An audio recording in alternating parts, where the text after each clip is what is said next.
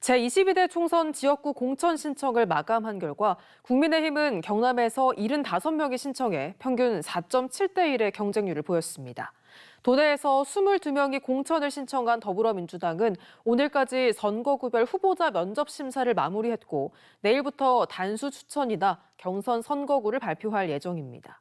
총선과 함께 치르는 도내 재보궐 선거구는 한 곳 더 늘어나게 됐습니다. 박종훈 기자입니다.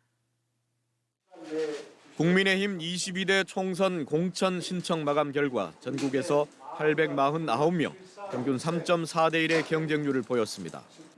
경남에선 김해시 의리 9대 1을 최고로 정점식 의원 1명이 단수 신청한 통영 고성 등 16개 선거구에 모두 75명이 지원해 평균 4.7대 1의 경쟁률을 기록했습니다.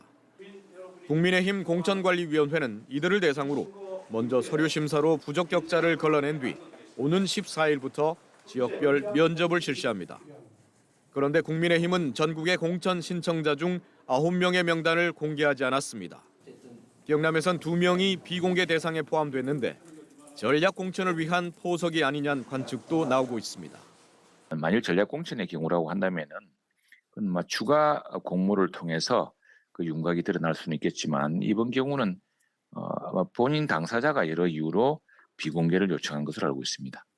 더불어민주당은 경남 13개 선거구에 22명이 공천을 신청해 평균 1.4대 1의 경쟁률을 보였고 통영 고성 등 나머지 3개 선거구에서도 예비 주자들이 추가 응모를 준비하고 있습니다.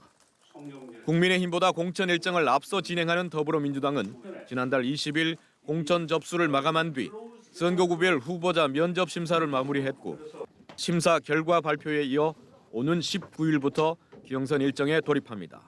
전체 253개 지역 그 면접이 마무리되거든요. 하위 20% 그 해당 당사자 31분한테 통보를 하는데 4월 총선과 함께 치르는 경남도 내 4곳의 재보궐선거 진행 상황은 어떨까? 당의 귀책 사유를 들어 함안 군의원 재선거에 무공천하기로 결정한 국민의힘은 밀양시장 보궐선거에 6명이 공천을 신청했다고 밝혔습니다.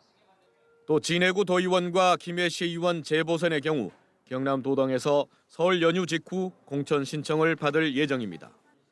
더불어민주당은 밀양시장과 진해구 도의원, 함안군의원 재보선의 경우 중앙당에서 곧 후보 공모를 내고 직접 공천 신청을 받을 계획인데 자당시의원의 선거법 위반으로 치르는 김해시의원 재선거에 무공천 여부를 이때 결정할 것으로 보입니다. 한편 국민의힘 예상문 도의원이 오는 8일 의원직 사퇴와 함께 밀양시장 보궐선거 출마를 선언할 예정이어서 도내 재보선 지역은 모두 5곳으로 늘어날 것으로 보입니다. MBC 뉴스 박종웅입니다.